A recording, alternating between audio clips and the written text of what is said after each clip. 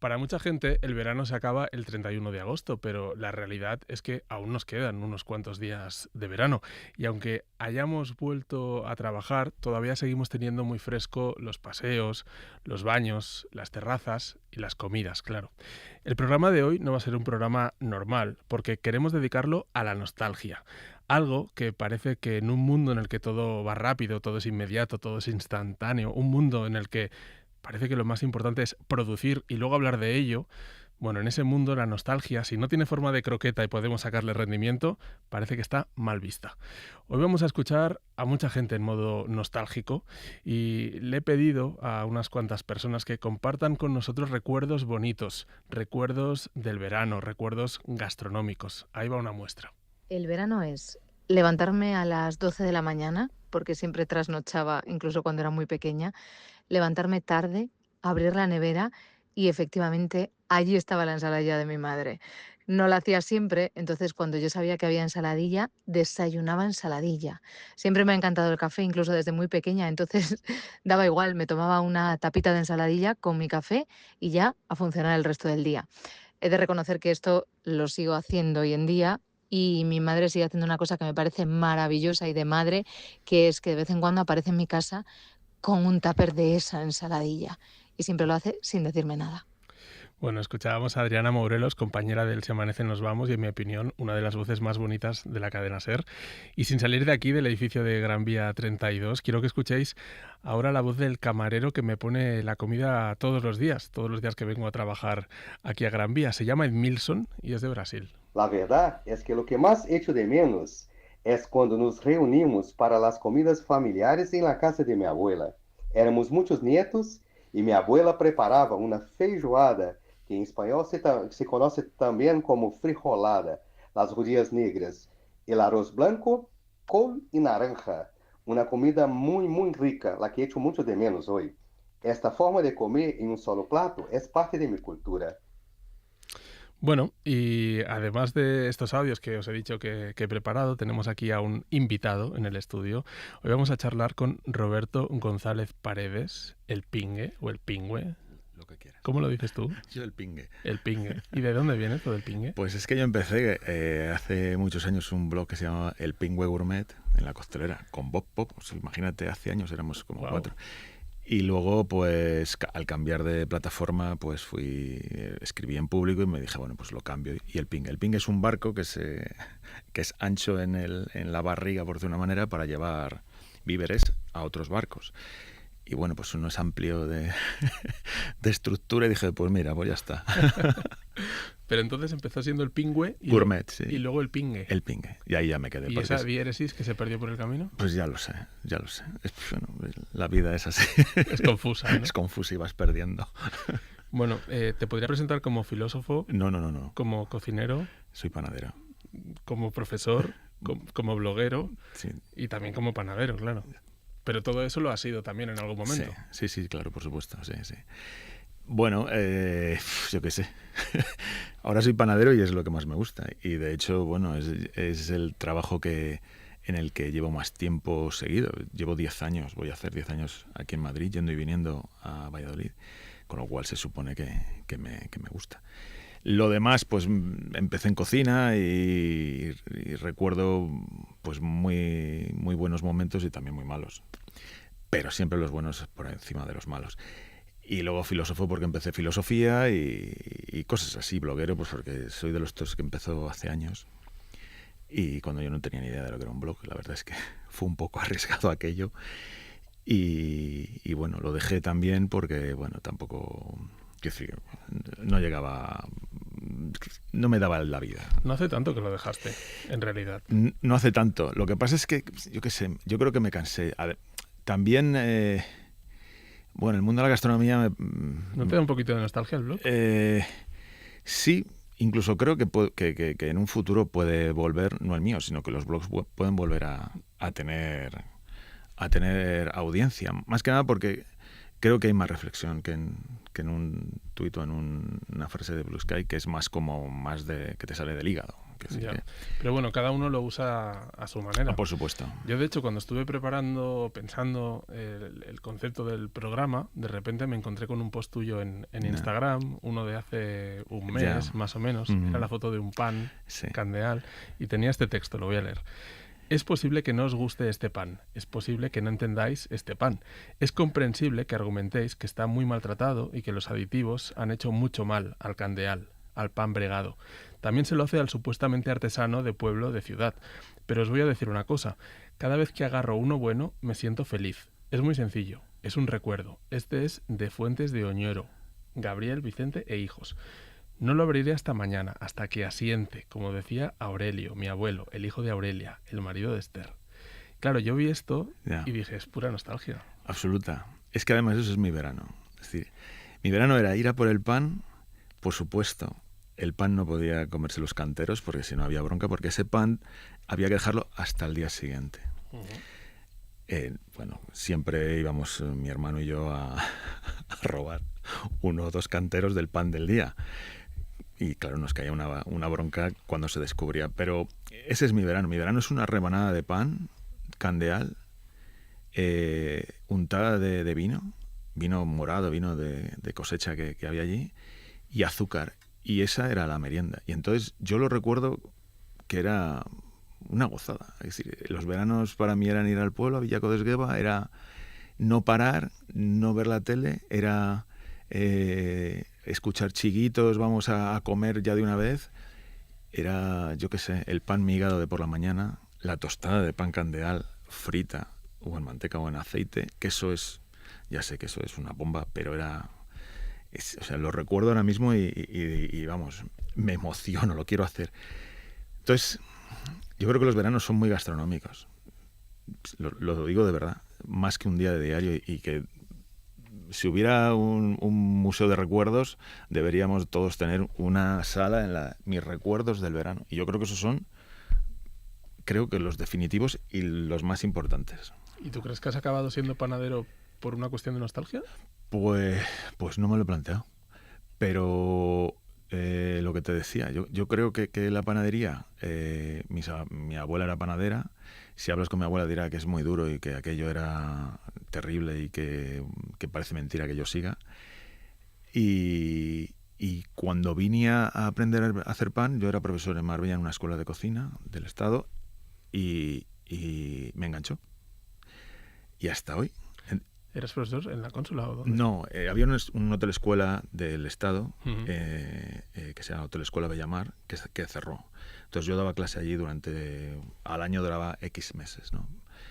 Aquella escuela era un alquiler, era un espacio en el medio de Marbella, y los dueños del espacio dijeron, oye, mira, que me parece muy bien la escuela de cocina, pero quizá unos edificios aquí van mucho mejor. Y entonces se cerró y yo me quedé en el paro. Y fue quedarme en el paro y empezar en panadería.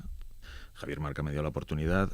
El chico que estaba se iba de profesor de kitesurf así, a Zanzíbar. Es decir, que esto, tú fíjate qué movida. Y entonces yo aparezco y me ofrecen. O sea, es una casualidad. Y lo que te dije es el pan, yo creo que es pura autoestima. Es decir, haces pan, te sale el pan y dices, bueno, valgo para algo. Y está muy bien. Y ya estoy. Llevas casi 10 años, me parece. 10 años, ¿no? sí. Tienes un horario peculiar, un estilo laboral peculiar, porque tú vives en Valladolid. Sí. ¿Eres de Valladolid? Yo soy de Valladolid. Pero vienes, no todos los días, pero... 3 días por semana. Trabajas aquí. Trabajo aquí. Un poco más de lo que sería una jornada normal, ¿no? Hago 10 horas diarias, hago 30. Y entro a las 9:30 y me voy a las 7:30, cojo un tren, un AVE, y me lleva a casa, y por la mañana cojo uno a las 8 menos cuarto y vengo 3 días a la semana. ¿Y son puntuales los trenes? Pues sí que lo son, a veces no, pero claro, te sorprendería porque yo viajo, pues tú imagínate, mogollón, y sí que hay incidencias. Claro, cuando te toca y estás reventado, pues te acuerdas de todo. Pero son puntuales, sí, porque yo además me gusta ser muy puntual y me lo llevo fatal llegar tarde, pero bueno. Supongo que mucha gente te habrá preguntado que por qué no te buscas un trabajo de panadero en Valladolid o por qué no te montas tu panadería en Valladolid, ¿no? Si quieres vivir allí, vamos. Sí, pero es que yo, a ver, peino 55. Entonces, ya los bancos no me harían ojitos. Y tampoco tengo un gran espíritu emprendedor. Yo a mí me gusta mi trabajo, creo que se me valora, creo, y estoy a gusto, no necesito más. No, de verdad. Y luego además, con esto del tren, alguien que viva a las afueras de Madrid va a tardar casi lo mismo que yo en venir a trabajar, con la diferencia de que yo duermo en mi casa y desayuno, y preparo el desayuno a mi familia y llego casi a cenar. Llego a dar un beso de buenas noches. Y que el alquiler o la hipoteca o lo que sea está muy por debajo de... Esto vamos, yo escucho a mis compañeros y la verdad es que digo, mamma mía, esto es una locura. Los tiempos, esto es así. Y Valladolid ahora empieza a recoger gente de Madrid, gente que trabaja aquí y vive allí, se compra casa allí, porque claro, está a otro precio. Pero aún así, Valladolid ya está empezando a subir. No sé. Es otros tiempos, otras vidas. Mencionabas a Javier Marca, tú trabajas en Panic. En Panic. Una de las panaderías pues más conocidas por la gente a la que le gusta el pan. Sí. ¿No? ¿Por qué está tan bueno el pan de Panic? Pues yo creo que porque es solo pan. Es decir, es harina, agua, sal y masa madre. Harina, agua y sal. Y tiempo. ¿No? Y tiempo. Que es un ingrediente... Por supuesto. Y no hay nada más. Y no hay trampa ni cartón. Es cuidar los procesos. A veces lo haremos peor, a veces lo haremos mejor. Nunca estamos conformes porque es lo que te digo. Es como intentar todos los días intentar hacerlo mejor. Parece así como un poco de libro de autoayuda, pero es verdad. Un poco japonés, ¿no? Sí, pero yo, cuando viene la gente... En este caso castellano. Pero... Absoluta, sí. Aunque no hacemos candeal. Y sé que no lo vamos a hacer.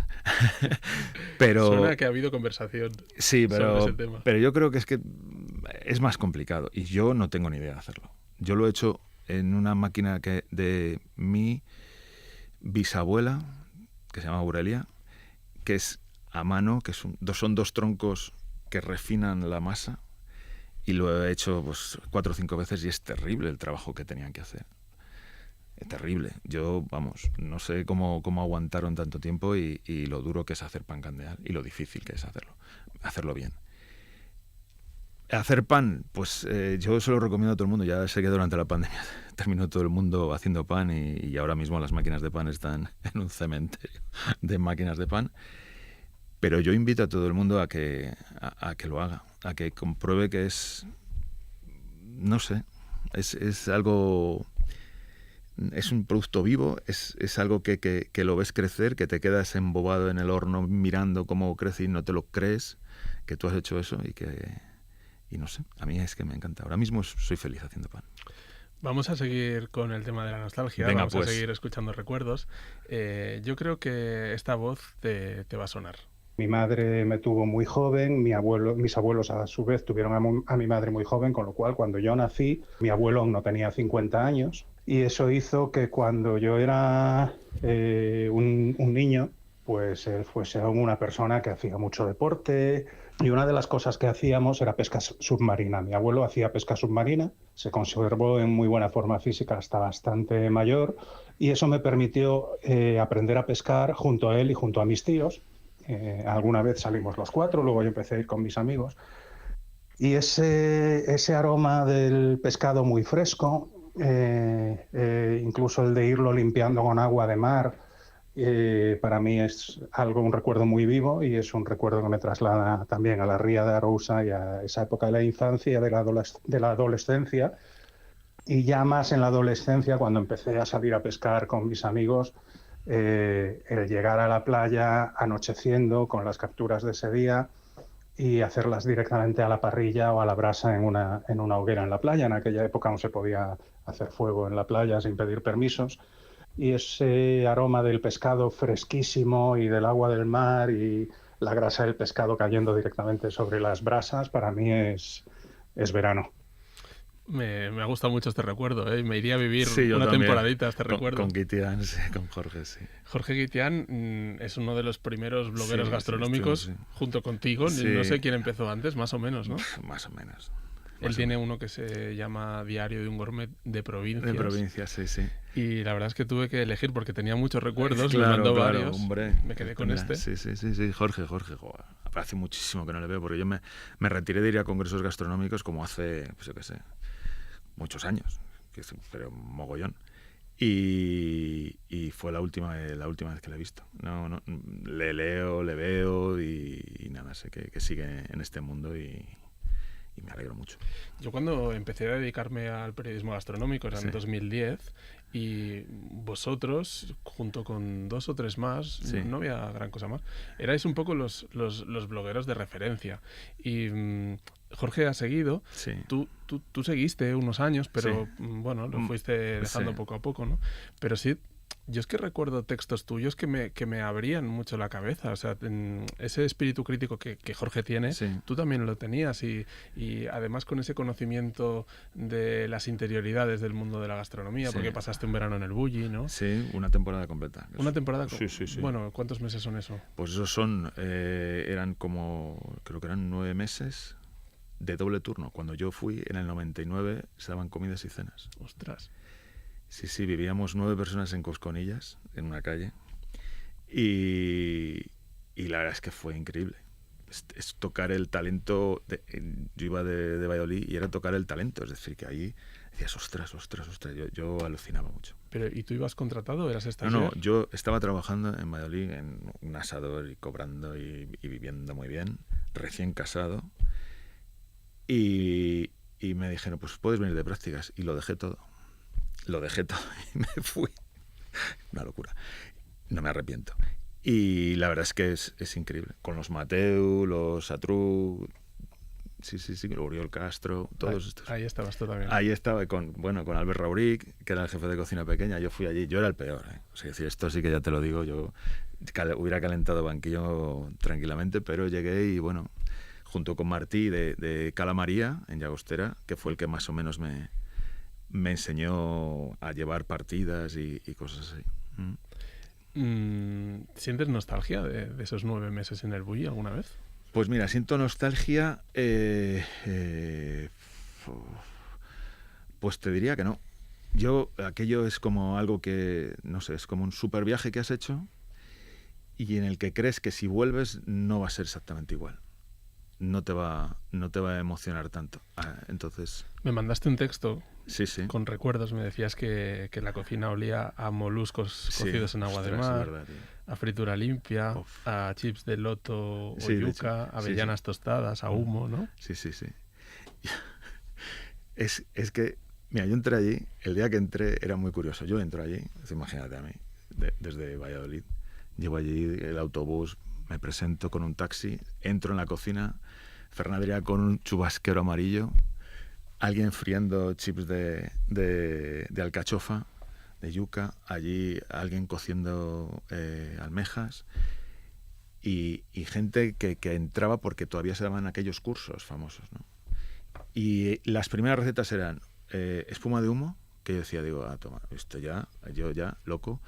Y todo así. Entonces, tú que venías de un asador. Claro, yo decía, te dicen que espuma de humo. Sí, y yo, ostras, tú. O sea, yo era feliz. Pero yo fui yo tarde, yo llegué ya con 29 años. Esto que era a finales de los 90, ¿no? 99.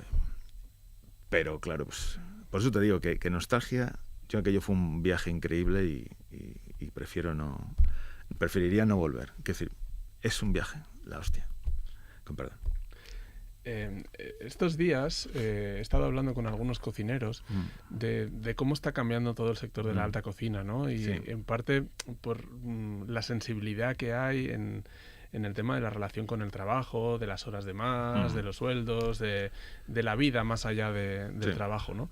Y es verdad que tenemos en España todo un sistema de alta cocina montado de alguna manera no sé, a partir de la experiencia del Bulli. O sea, hay toda una generación a la que, bueno, pues quedó marcada y quedó marcada también por el sobreesfuerzo que había que hacer para poder ofrecer todo eso a cierto precio, ¿no? Claro, eso con los años se ha vuelto insostenible. Yo no sé en este caso si la nostalgia nos está jugando una mala pasada o si hemos tardado mucho en darnos cuenta de ello. Posiblemente. Yo fui por la cama y la comida. Bueno, yo creo que era otro tiempo. Yo creo que todo ha cambiado. La gente necesita tiempo para vivir. Cambiar dinero por vida, y eso es lo que se hace ahora mismo, cambiar dinero por vida. Y me parece una gran decisión. Ahora bien, yo creo que lo que habría que decir es, la alta gastronomía entra dentro del sector del lujo. Si es lujo y no es rentable si no se hacen horarios interminables, pues a lo mejor lo que tienes que hacer es cobrar más. El lujo siempre será lujo. Es decir, si tú tienes una clientela de lujo, da igual que cobres 1.000 o que cobres 3.000, es lujo. Y yo creo que a partir de ahí se pueden establecer diferencias. Si tú lo que quieres es llegar a ese nivel de lujo buscando gente que te haga ese tipo de horarios, yo creo que es una equivocación. Eso es lujo. Y bueno, como tal, existe. Y oye, si tú puedes y quieres y todo lo que quieras, perfecto. ¿Para ti qué es el lujo? Para mí el lujo no es eso. No es eso, no. Para mí el lujo es tener tiempo. Ahora mismo para mí el lujo es poderme ir al cine, poderme ir al huerto,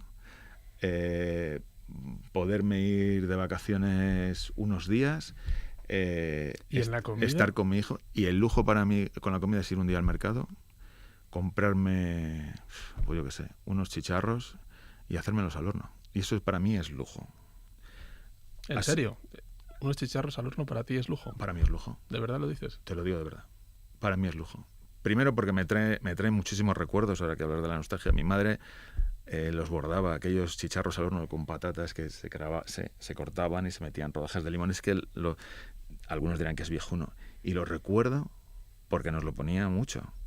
Eran chicharros gigantes y eran deliciosos. Ya que el chicharro está barato. Bueno, ya no. ¿No tanto? Ya no.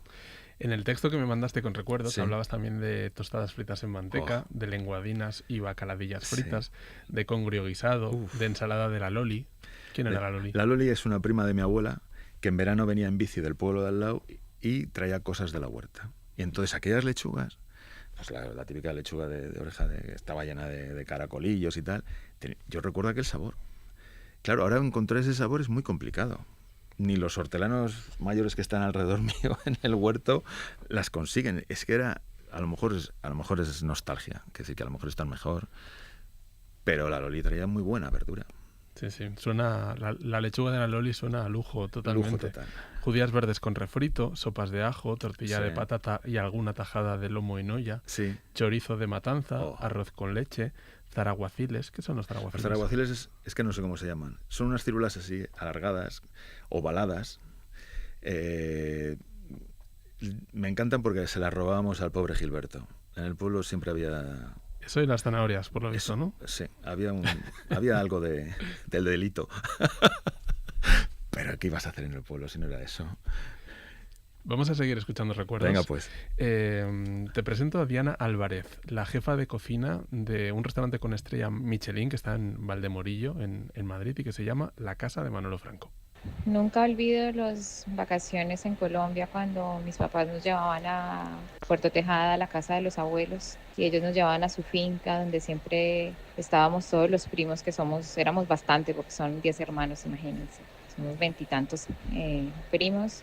Nos hacían siempre el sancocho en leña, en olla de barro, le ponían muchísimas especias, hierbas. No olvido esos sabores, es algo de las cosas que recuerdo como con más nostalgia de mi niñez. Mi abuela materna era una gran cocinera. Ella vivía con una prima de ella, que era la tía Martina, y cada que íbamos en las vacaciones, que éramos un montón de primos, ella era la que se encargaba de cocinarnos y siempre hacía el pan a mano, en un horno que tenían a fuego de leña. Siempre estaba haciendo un montón de recetas súper interesantes con espinacas, con soya, que en estos momentos quisiera haber guardado. Vamos a escuchar la voz de varias personas que viven en España, pero que son de origen extranjero, ¿no? Porque a veces la nostalgia también tiene mucho que ver con eso, con el viaje, con el no estar cerca de casa, ¿no?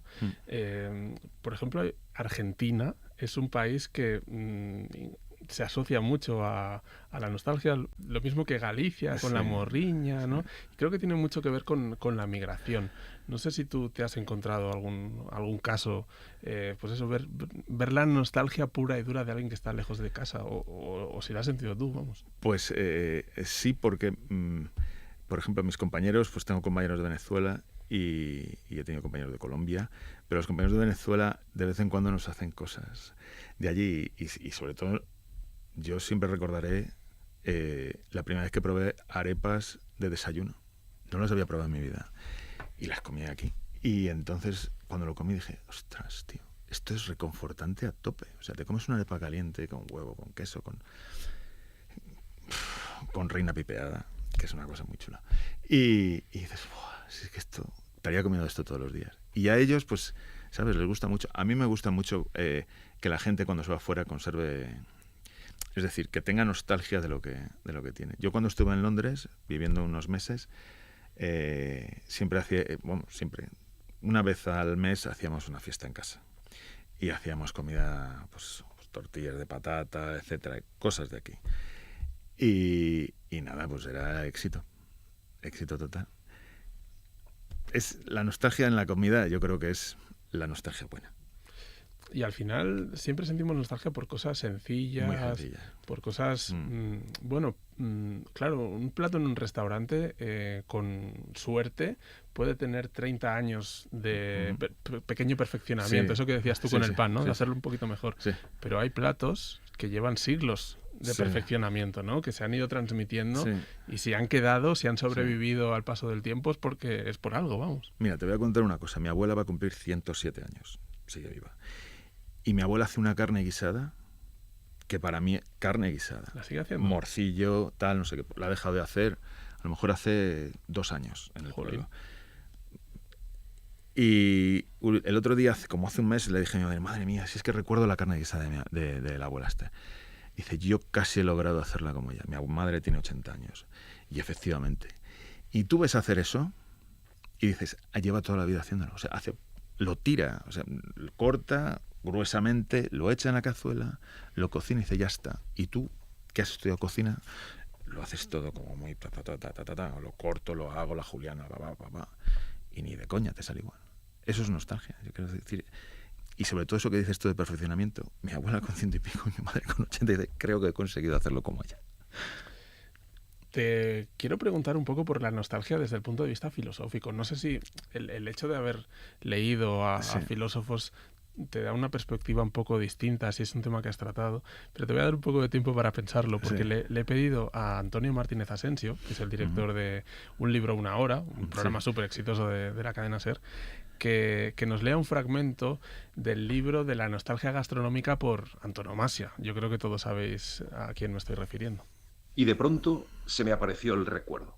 Aquel sabor era el del trocito de magdalena que los domingos por la mañana en Combray, porque ese día yo no salía hasta la hora de misa, cuando iba a su cuarto a darle los buenos días, mi tía Leonie me ofrecía trasmojarlo en su infusión de tila o de té.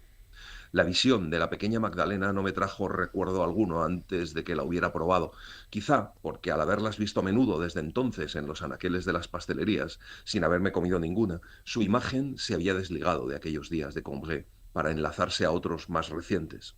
Tal vez porque de esos recuerdos tanto tiempo abandonados fuera de la memoria nada había sobrevivido, todo se había disgregado, las formas y también la de aquella conchita de repostería tan opulentamente sensual, bajo su plisado devoto y severo, se habían extinguido o adormecidas habían perdido la fuerza de expansión que les hubiera permitido brotar en la conciencia.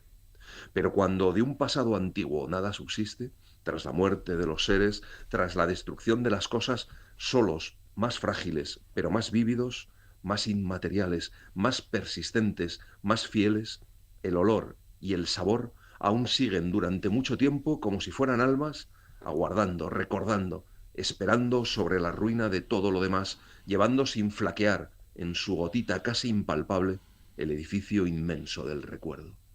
Este fragmento pertenece al primer tomo de En busca del tiempo perdido, por el camino de Swan, en la traducción de Mercedes López Ballesteros, que acaba de editar Alfaguara. Marcel Proust escribió En busca del tiempo perdido, 7 tomos que son una de las cumbres de la literatura universal. Y en el primer tomo, Por el camino de Swan, está la famosa escena de la Magdalena, donde él, al beber un sorbito de té, donde han quedado unos restos de Magdalena, de repente tiene una sensación maravillosa de felicidad, de plenitud, como si recuperara su esencia. Y él cree que es el té, y cuando lo prueba varias veces se da cuenta de que no es el té y no sabe qué ha sido hasta que prueba la Magdalena.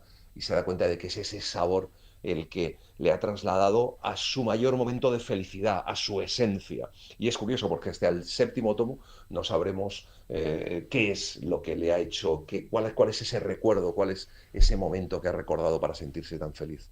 Pero esa escena es una maravilla y dispara, bueno, pues todo un relato de una vida apasionante y apasionada que Proust nos cuenta con todo detalle.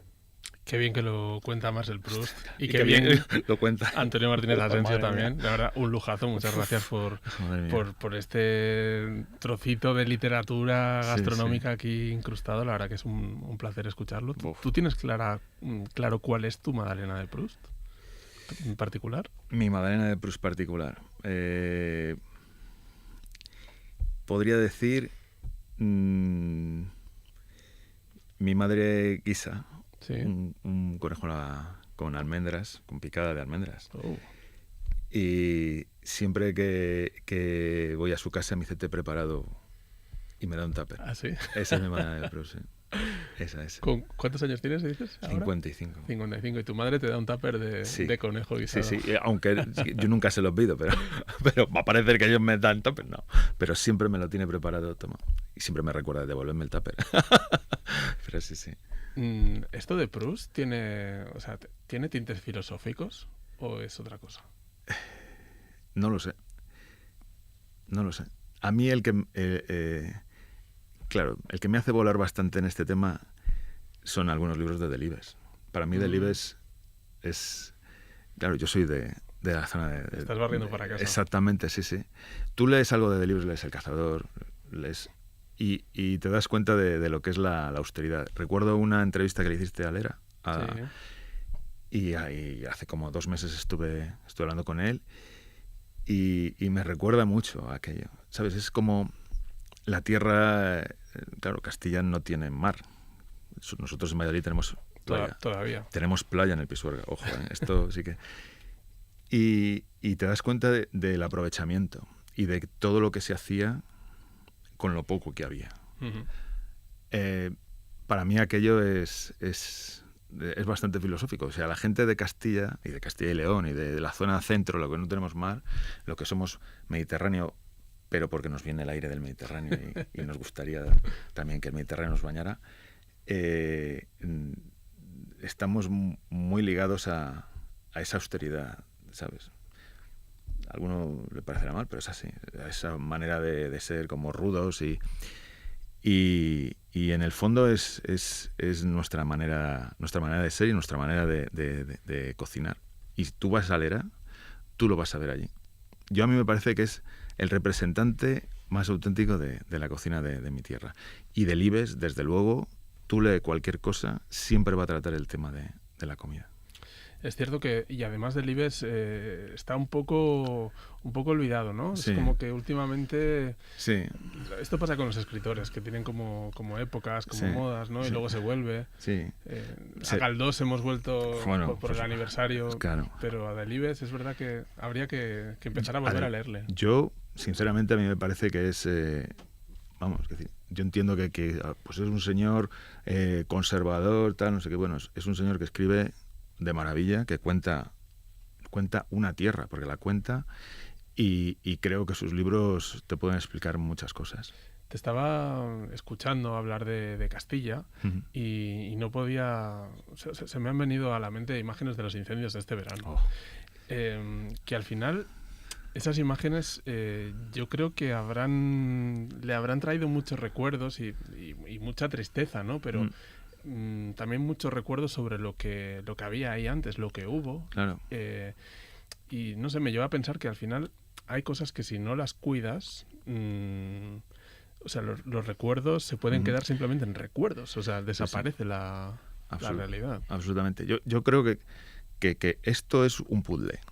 En el centro tienes la imagen principal. Dices, pues ya está. Pero cuando se van perdiendo trozos del puzzle de alrededor, el puzzle no está completo. Y cuando se quema algo, se van perdiendo piezas del puzzle. Lo malo es que eso también afecta al centro del puzzle. Y eso yo creo que puede pasar, y en Castilla estamos, se dice la España vaciada y tal, y es un poco un tema manido. Pero es verdad. Es que tú vas por las carreteras y a lo mejor en Valladolid, que es una ciudad un poco más, una provincia más poblada, pues encuentras más gente. Pero si tú vas por Zamora es terrible. Si vas por Soria no te cuento. Si vas por León, por Palencia, hay zonas que no tienen a nadie. Es decir, pues oye, es que hay cosas que no se pueden perder y gastronómicamente también se pierden. No sé, y se pierden, bueno, nos meteríamos en otros fregados. El otro día estaba escuchando a Chapresto, de Venta Moncalvillo. Sí. Me decía que en su pueblo, Daroca de Rioja, son 52 habitantes, están a 2 habitantes de perder el médico. Claro. Y reflexionando sobre la sostenibilidad, decía que para ellos lo más insostenible de su negocio, en realidad, es el cliente. Porque hay gente que hace 12 horas de avión o de coche para ir al restaurante, ¿no? Y normalmente siempre nos fijamos en la sostenibilidad de los restaurantes y los insostenibles a veces somos los clientes. Claro. Pero también nuestras economías son a veces insostenibles y las prioridades cambian. Desde luego. Vamos a seguir escuchando recuerdos. Ahora, Eric Bernacchi, uno de los miembros de la Academia de Gastronomía de Madrid. Para mí, nostalgia gastronómica es tomar una sidra en un prado mirando los picos de Europa. Nostalgia gastronómica es una mesa con mantel, servilletas de lino y una buena cubertería y buenos vasos. Nostalgia gastronómica son aquellos platos que te recuerdan a tu infancia, que te recuerdan a tus abuelos, a tus padres. Tantos platos, tantas recetas que hoy han desaparecido, que no las tenemos tan en la mano, o que hay que buscar lugares de arqueología gastronómica para volver a encontrarte con ellas, pero que cuando las vuelves a tomar es esa nostalgia que te provocan, ¿no? Que te hace casi soñar con ellos. Nostalgia gastronómica es un servicio atento, que no te llame de tú, que no te chatee, que no se sienta colegui, aunque sean buena gente. Hay mucha gente que son coleguis, pero mantengamos un cierto respeto, ¿verdad? No nos vamos a cambiar los teléfonos. Es divertido escuchar a Eric Bernacchi hablar de coleguis. Sí. Él ya no solo habla de comida, habla también de un poco del protocolo, del ritual de la comida del restaurante, que es otra cosa que ha cambiado. Y es verdad que hay sitios en los que entras y es como un viaje en el tiempo, ¿no? Sí. Yo, por ejemplo, el Mesón de Fuencarral, no sé si lo conoces, es un restaurante muy antiguo, que el restaurante en sí es muy antiguo, pero sus modos de alguna manera también lo son, ¿no? Sí. Y es como poder estar en un restaurante de los años 80, por ejemplo, ¿no? No, es algo que no ha cambiado demasiado desde entonces. No sé, ¿qué te sugiere esto que decía Eric? Pues, le conoces, ¿no? Yo le conozco de cuando estaba en Twitter y tal, un tío súper simpático y muy, vamos, sabe de gastronomía un montón. ¿Sabes lo que pasa? Es que yo estoy del lado de... Ahí sí que me entra la nostalgia de haber trabajado en hostelería, en un restaurante. Fíjate. Sí. Pero me entra la nostalgia porque es un trabajo duro. Y la gente que está de cara al público, pues es... No sé cómo decirte. Es complicado que se me entienda, que se estandarice una manera de trabajar. Yo creo que cada sitio tiene su propio... Es decir, si tú vas a ese restaurante porque son pues súper cercanos y tal, vas a ese restaurante porque te gusta eso. Y si no, no vas. Es decir, no sé, es fácil. Ahora, ahí entraríamos en la crisis de la sala, de que no hay gente para trabajar, etcétera, etcétera. Pero es que se abren otras polémicas. Bueno, si hay algún camarero escuchando y de repente ve un día entrar por la puerta a Eric Bernacchi, ya sabe qué espera él del servicio de atención de sala. En fin, vamos a escuchar ahora a una de las autoras que más me ha hecho disfrutar últimamente, una chica que tiene las ideas muy claras y que dice cosas súper interesantes sobre la gastronomía, Claudia Polo. Cuando éramos pequeñas solíamos ir mucho más al pueblo, a Belchite, y una de las cosas que siempre se preparaban cuando nos juntábamos todas en la casa que era de mis abuelos, pues se montaba una mesa muy larga, ¿no? Y se comía el primer plato o las ensaladas o los entrantes que hubiera. Mi tía solía preparar pues croquetas de verduras, mejillones tigre, ¿no? Así como cositas que siempre aparecían en la mesa. Y en el momento en el que terminábamos de comer esto, mi padre y mi tío se levantaban, evidentemente, ¿no? Los hombres a preparar el fuego, pero bueno, estas cosas que eran así, ¿no? Salían al patio de la casa y en una pequeña barbacoa, en un pequeño hornillo, montaban una pila gigante de sarmientos, ¿no? De sarmientos de viña. En ese momento a mí me encantaba salir porque la llama, ¿no? Que se generaba era como enorme, un fuego muy alto que prendía muy rápido, y como esa visión tan extrema del fuego me encantaba.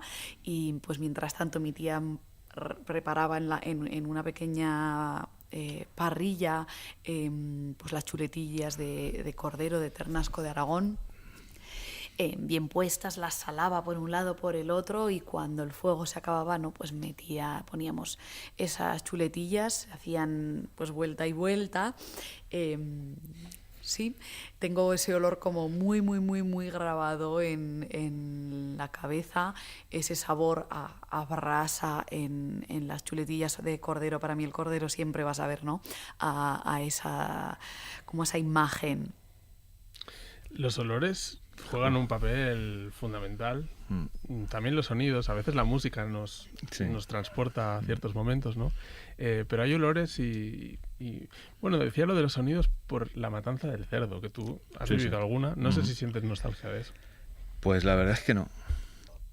Pero la conservo porque eran días de mucho trabajo. Yo recuerdo, claro, nosotros no veíamos, yo no me gustaba verlo. Y luego sí que recuerdo momentos duros, porque claro, ahora lo piensas y dices, joder, macho, qué cosa más gore, que era a mi abuela y a la presen dando vueltas en el librillo, en lo que es el balde de barro, para que la sangre no coagulara, para luego hacer morcillas y tal. Lo recuerdo perfectamente. O una cosa más escatológica como era limpiar todas las tripas, porque no había esa historia en los pueblos de que venían tripas y te traen las tripas limpias.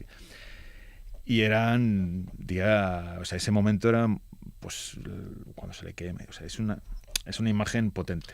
Ahora, luego gastronómicamente era guay, porque tenías el chichurro, tenías las jijas de la primera antes de hacer los chorizos, te hacían chicharrones, era dos familias o las que fueran comiendo, ¿sabes? Luego mis padres hicieron matanza en otro pueblo donde mi padre era maestro, y era también pues muy entrañable. Yo eso lo recuerdo, las reuniones familiares a la hora de comer. Claro. Venimos de eso, o sea, era algo fundamental para el sustento de las familias en España y en muchos otros sitios durante mucho tiempo. Y es verdad que aunque para muchas personas podía ser algo desagradable, eso también de alguna manera fortalecía el respeto que se le tenía a la comida, ¿no? Lo en serio que nos tomábamos todo eso. Ahora que vamos al supermercado y lo compramos sin haber visto nada del proceso, nos lo tomamos de forma distinta, sin duda. Sin duda. En fin, seguimos repasando recuerdos. Ahora nos vamos a la otra punta del mundo para conocer a Aujal, que es de Bangladesh. Él llegó a España hace 13 años, una de esas historias de migración duras y difíciles. En fin, gracias a la Fundación Raíces, entró en el mundo de la hostelería y ahora forma parte de la familia de Elcano. Una memoria que siempre llevo conmigo son las tardes en las que íbamos a visitar el pueblo de Sinogor al norte de mi ciudad. Mi familia y yo pasamos la tarde en verano en un lugar cerca del mar, el río Podda. Íbamos a comer a un restaurante de la zona y me encantaba pedir pescado Ilsha Fish Patori. Este tiene los sabores que me gustan mucho como aceite, semilla de mostaza, cúrcuma fresca, pimiento y cilantro, aromas. Bueno, pues hemos viajado a Bangladesh. Yo me he comido un pescado así, ¿eh? Yo también. Muchas veces me hace ilusión que haya estado aquí Ujjal, que hasta hace no mucho tenía un restaurante de cocina india en el centro de Madrid, ahora está en Baleares, con las brasas y demás.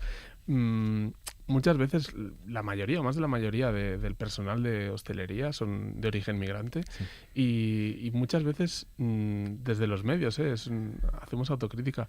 No sabemos nada de ellos, no sabemos cómo sienten, no sabemos qué platos echan de menos, ¿no? Y hay historias súper parecidas a las nuestras. Básicamente es lo mismo, pero con otros paisajes y otros aromas, otros sabores, ¿no? Sí, sí. Y con años después, porque claro, nuestras familias...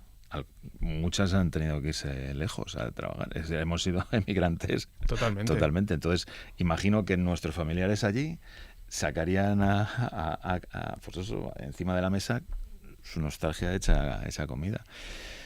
Bueno, pues, vivimos demasiado rápido, tú. Sí, yo por eso creo que a veces pararse y pensar un poco en la nostalgia puede ser un ejercicio pues bueno y reconfortante. Reconfortante yo creo que es, pero también es verdad que hay personas a las que le he pedido que compartan recuerdos y no han querido, porque me han dicho que se venían un poco abajo anímicamente al recordar cosas.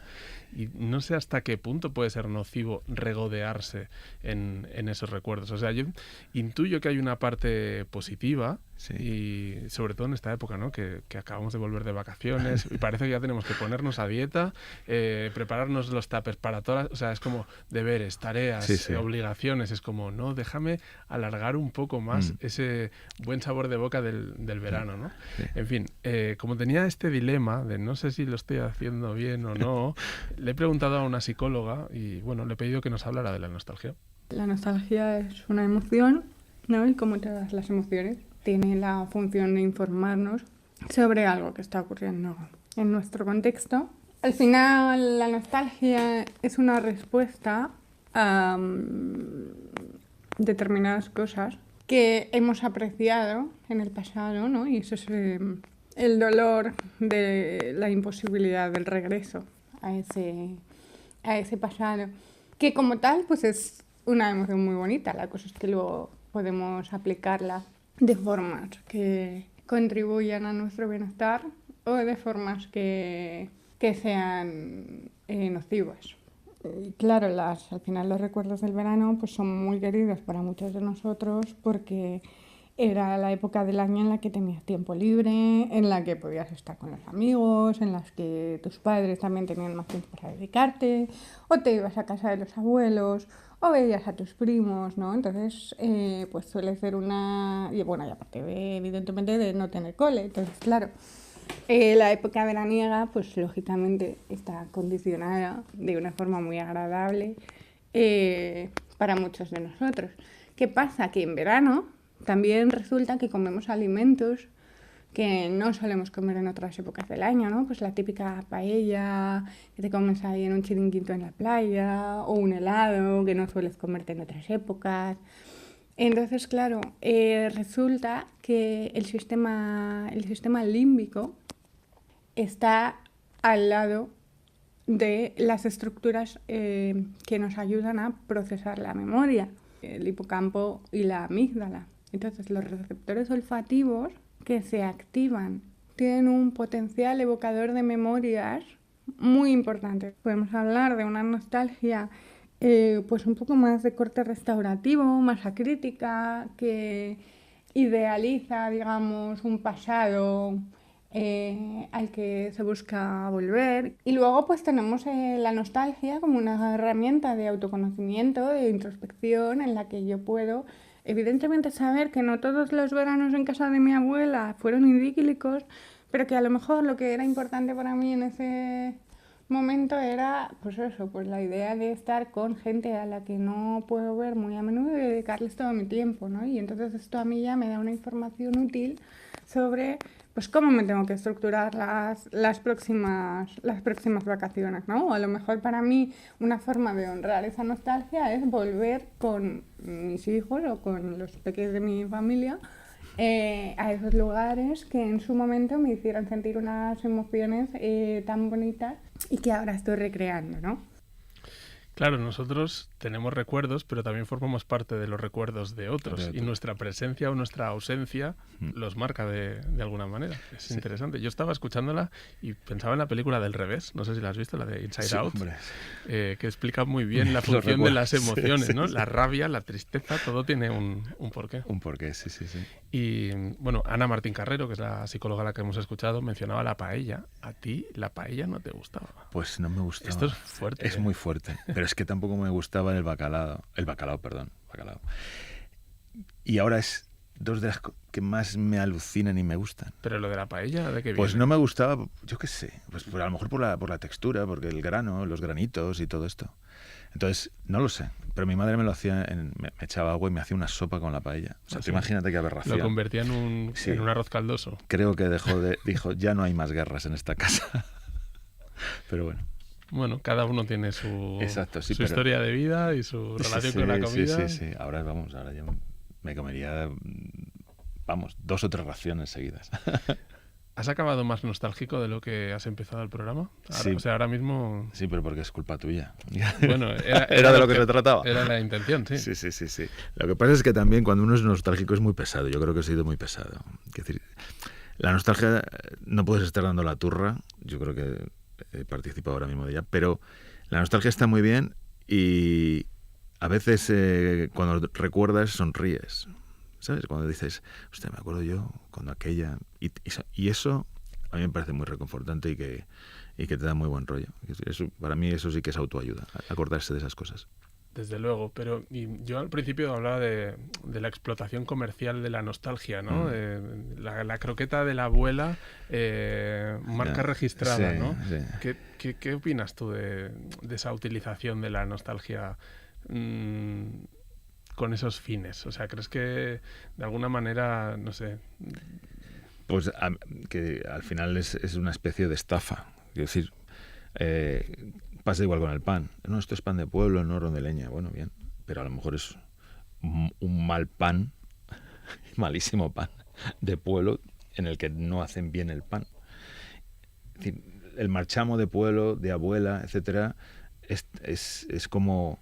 Bueno, lo primero que tienes que hacer es ponerte, ¿sabes? Echarte por atrás y decir, me vas a engañar. O que pretendes engañar. Nos baja las defensas un poco, ¿no? Cuando escuchamos ciertas palabras. Salvo que vayas a un sitio, a algún restaurante y diga, mira, pues estas es como las hacía mi madre y como las hacía mi abuela toda la vida.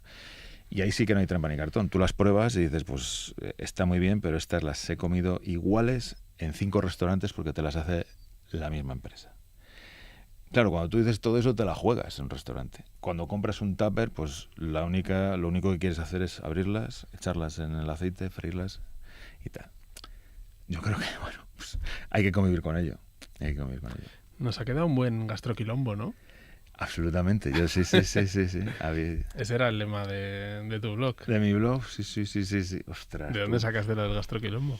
Pues mira, de quilombo porque no sé a quién se lo escuché y dije quilombo, digo, y busqué, ¿qué es quilombo? Y claro, es como... y dije, pues gastroquilombo no está nada mal. Porque era una época mía que era bastante crítico y bastante decía, me estás contando, me estáis vendiendo que tú... La época buena. La época buena, sí. Ahora ya, pues nada. Roberto González Paredes, Pingue, o Roberto. Ya o está, Roberto ya a secas. Ha sido un placer que vinieras a la Espero radio, no. que compartiéramos recuerdos y reflexiones. Vale. Y, sí. En fin, me ha gustado mucho, tenía ganas de que vinieras. Sí. Espero no haber sido muy pesado. Y nada, pues muchísimas gracias.